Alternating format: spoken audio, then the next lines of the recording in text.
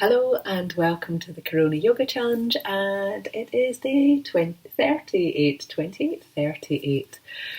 Still ticking along with the numbers going up at the same usual rate. So today, before you practice, just make sure you check my website for health issues and anything you might need to help yourself keep safe and get most out of it.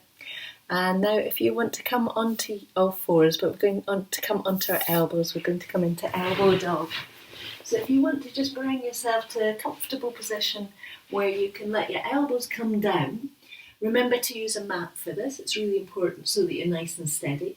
And from the front, you're going to see if you can get your elbows so that they are underneath your shoulders. So out here is too wide.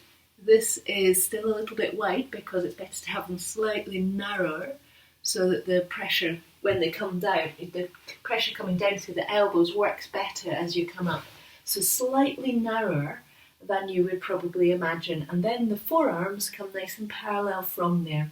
Do adjust it if you need to, if your body says, no, that's not going to work for me, so that you find a way that's going to feel good for your body and work towards a good alignment. You're going to start to raise your back and let your head come down.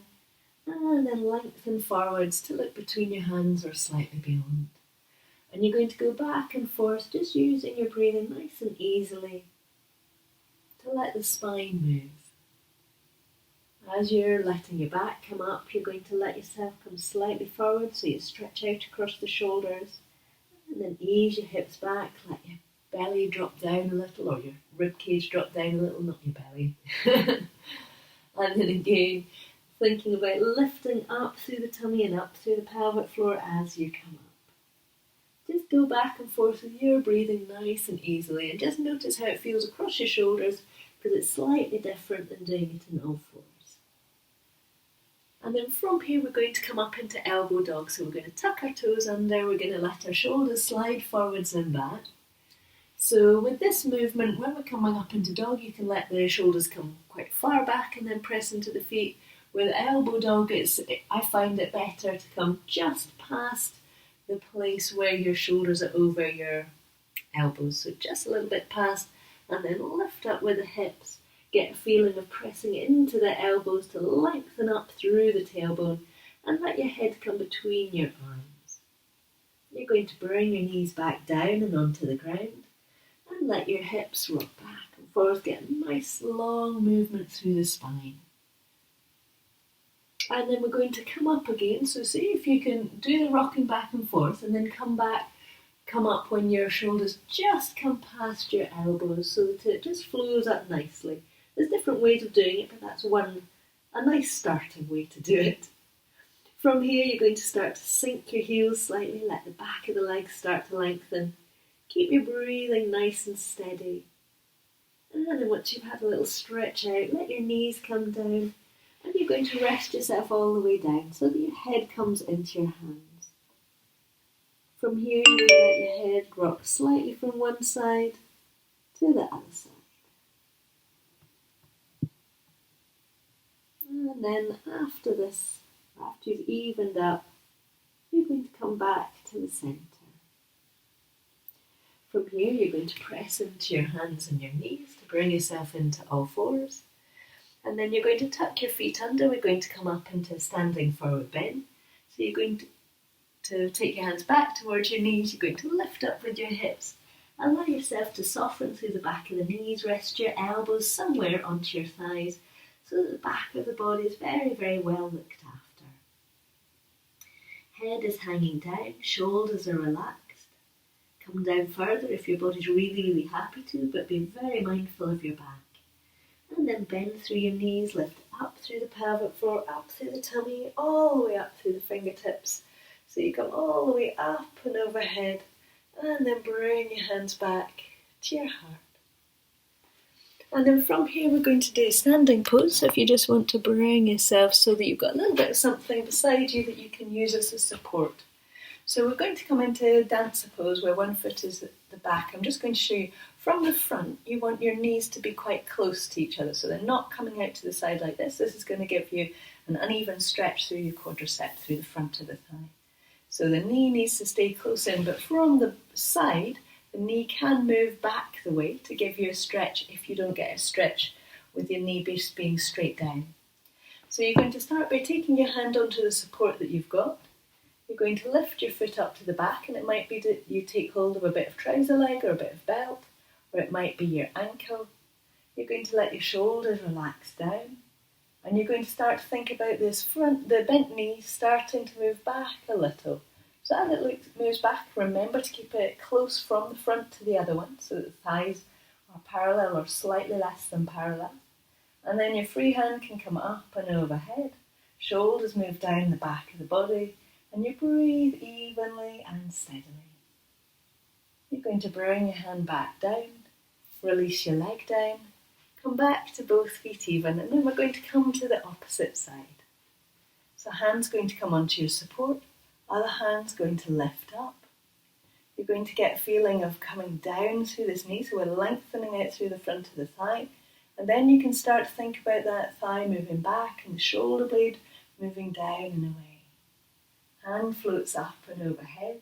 Supporting leg is just slightly soft so that we might feel little wobbles and movement, but they're really, really good for helping your muscles. She said wobbling. And then bring your hand down and bring your leg back to both feet even. You're going to come to your first side again. So same thing, the leg is going to step up when you've got that support. You're going to let your front knee lift back, your easy open hand can open out. This time thinking about sending your back leg back a little, expanding up through the top fingers and being really well grounded down through the floor of your standing foot. And then bring your leg back in towards you. Let your hand come down onto the support. Release your leg down so we come back to even. And then your second side. Same thing, hand on the support, leg lifts up. Knees stay close from the front, but then start to move back. And as the knee moves back, we can extend the shoulder back. So we get that open feeling and that gentle back bend here. And lifting up through the tummy so that there's that feeling of support from all sorts of different areas of the body to do this. Free hand can come up and overhead. Breathe out, down through that standing foot. Enjoy this little balance. And then bring your hand back onto the support. Release your leg down. Come back to both feet even and standing. We're going to come down to the floor from here. So if you want to bring yourself to sitting, do take a block if you would like one. So just to get yourself that little bit higher up, just make sure that your back, particularly the lower back, is really comfortable. So from here, you're either going to bring your knees in just a little bit, if it feels good for you, or you can bring it so that the soles of the feet are touching.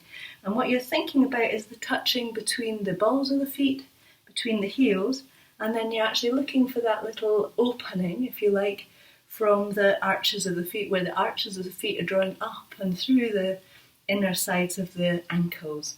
And try not to do this. So do you see my feet are at one angle? They're kind of parallel to the floor and my knees are at another. Because what we're wanting to do is we're wanting to move into the hips here, not particularly the ankle joints. We're wanting to work on the big joints. So try and think of the heel, the foot and the leg being more in line so that we work up into the hip joint.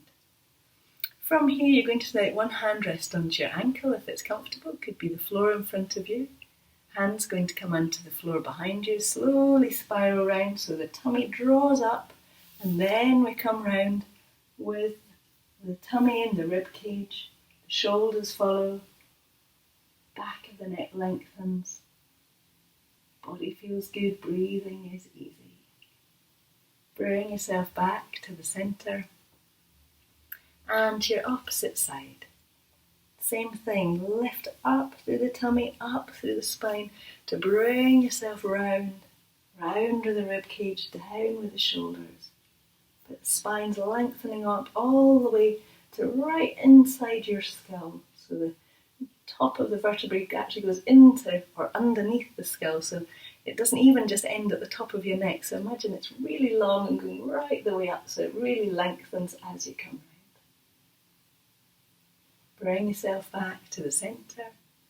And then easily fold forwards over both legs, just where feels good for you. So you're softening the back of the body, softening the back of the neck, allowing the shoulders to widen away from one another as well.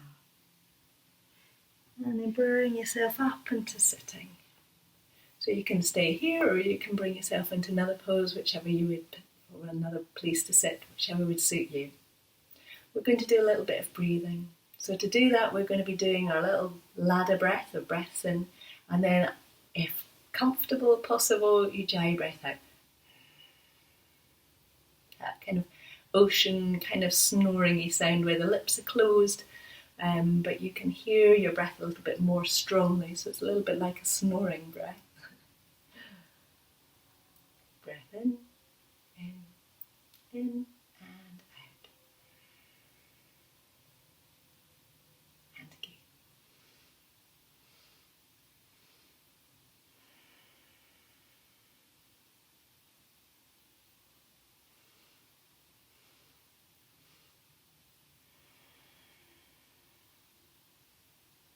And last time.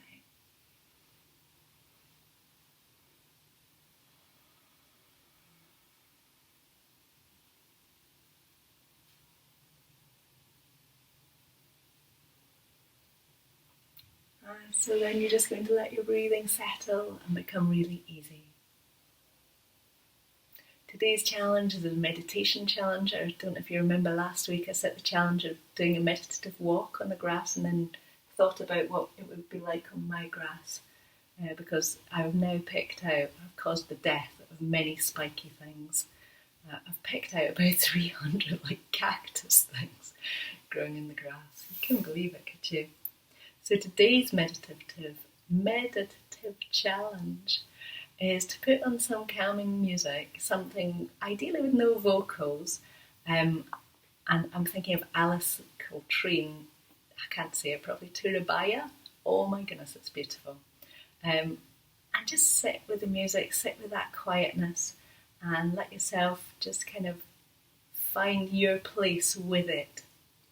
So it's important you find that something that kind of works with you, but have a little look for Alice Coltrane. See if you like it and then ditch it if you don't.